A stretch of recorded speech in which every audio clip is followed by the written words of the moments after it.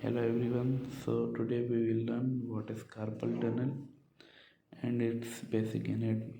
It's one of the basic questions that we come across in anatomy examination. So let's start. What is carpal tunnel? Carpal tunnel is a narrow osteofibrous canal on the palmar side of wrist. यहाँ पर लिखा है ओस्टियोफाइब्रस canal. ओस्टियोफाइब्रस का मतलब है osteo plus fibrous. इसका मतलब है कि बोन प्लस फाइबर का केनाल बना हुआ है हमारी पाल्मर साइड ऑफ रिस्ट पर। पाल्मर साइड कौन सी है? ये वाली जो मेरी हाथ की साइड है, this is the palmar side. So आगे लिखा है form by carpal bones and covered by flexor retinaculum. Carpal bones आपको पता है और covered by flexor retinaculum. Flexor retinaculum क्या है? It is a thick strong fibrous band. पूरे एक फाइबर्स का बैंड होता है, उसको कहते हैं रेटिनाक्युलम, फ्लेक्सर रेटिनाक्युलम। ये इसका काम क्या होता है कि ये जो हमारी हैंड की फेशिया होती है, डीप फेशिया होती है, उसको थिक करता है। This is called flexor retinaculum. Now we will learn where it is located, where carpal tunnel is located.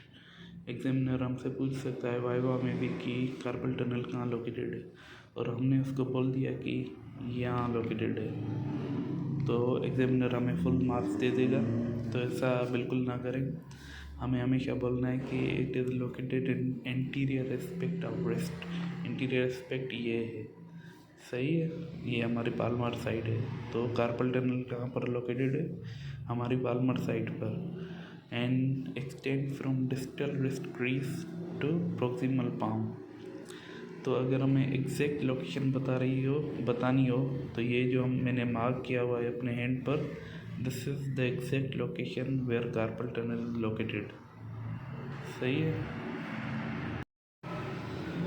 तो अब हम पढ़ते हैं इसकी बाउंड्रीज, कार्पल टनल की बाउंड्रीज। ये one of the favourite question है एग्जामिनर का। हमसे पेपर में पूछा जाता है कि what are the boundaries of carpal tunnel. तो हमने कैसा बताना है? हमें इसकी रूफ बतानी है, फ्लोर और साइड्स बतानी है। रूफ आपको मैंने बताया कि फ्लेक्सर रेटिनाक्युलम जो थिक फाइब्रस बैंड है वही इसकी रूफ है। जैसे मैंने पहले ही कहा था, कवर्ड बाय फ्लेक्सर रेटिनाक्युलम, इसको कवर करेगा रूफ। और रूफ कौन सी है? फ्लेक्सर रेटिनाक्युलम। सही हो गया। अब इसका फ्लोर कौन सा है इसका? मैंने बताया कि फॉर्म बाय कार्पल बोन। तो इसका फ्लोर जो है कार्पल बोन बनाते हैं। कौन से बोन है? इसके फॉइड, कैपिटेट, ट्रेपेजॉइड, ट्रैकिट्रियम। तो ये इसका फ्लोर बनाते हैं। कॉनकेव शेप में होता है, कॉनकेव आर्च बनाता है ये। सही हो गया, कॉनकेव आर्च। अब इस मेन जो पूछा जाता है लेटरल और मीडियल वॉल, ये कौन से स्ट्रक्चर होते हैं जो लेटरल और मीडियल वॉल बनाते हैं। तो इसके लिए मैंने ट्रिक रखी है, sometimes people hurt, sometimes people hurt, sometimes people hurt. ये लेटरल से मीडियल जा रहा है। Laterally sometimes scaphoid tubercle trapezium. सही है, scaphoid tubercle and trapezium. This is what? Lateral wall. Sometimes people hurt, medial wall. People means pisiform and hurt mean hook of hamate. This is lateral wall and this is medial wall. Lateral wall is formed by scaphoid tubercle and trapezium, and medial wall is formed by pisiform and hook of hamate. Sometimes people hurt. Just remember this line.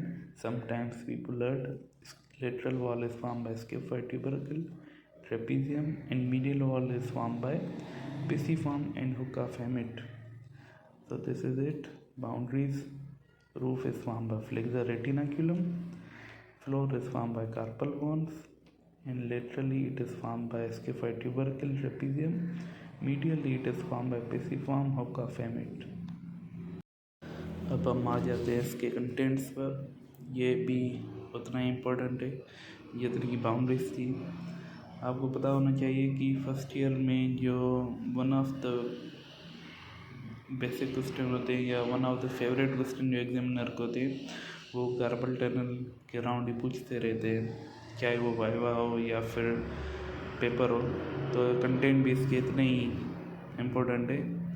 तो content में क्या है कि हमें याद करना है 9 flexors plus 1 median nerve. ये इसलिए कि इसमें टोटल 4 चीज़ें आती हैं।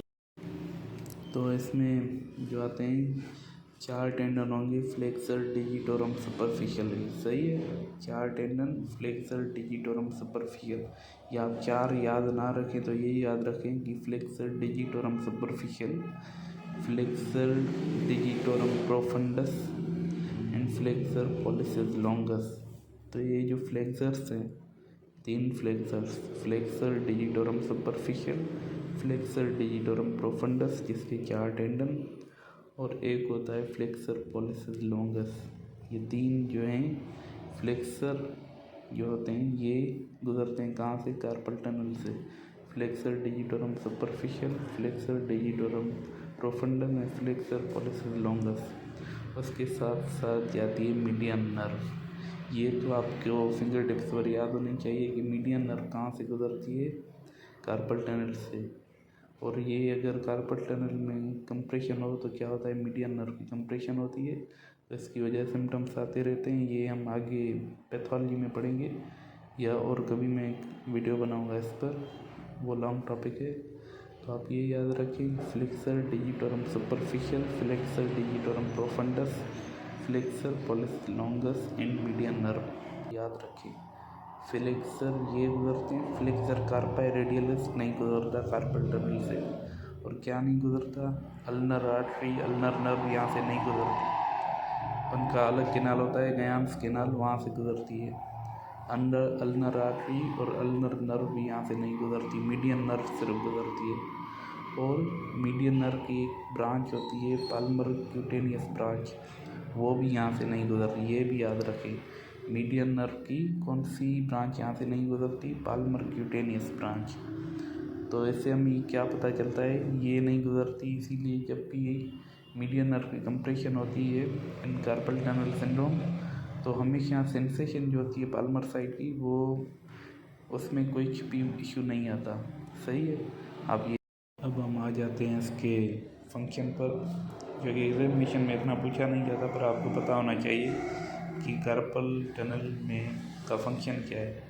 ये प्रोटेक्ट करता है फ्लेक्सर टेंडन्स को, जैसे flexor digitorum superficial, flexor digitorum profundis, flexor pollicis longus, इनको प्रोटेक्ट करता है। प्रोटेक्शन ऑफ फ्लेक्सर टेंडन्स और मैकेनिकल एफिशिएंसी या फिंगर फ्लेक्शन की जो मैकेनिकल एफिशिएंसी है उसको मेंटेन करता है। यदि फिंगर फ्लेक्स हो रही हैं उसको एफिशिएंट रखता है कौन, कार्पल टनल, अगर किसी की आ जाए। और ये क्या करता है, स्मूथ ग्लाइडिंग करवाता है टेंडन्स की आपस में, स्मूथ ग्लाइडिंग टेंडन्स की करवाता है। 3 फंक्शन हो गए, बस इतना ही याद रखना है आपको। That's it. Thank you for watching the video.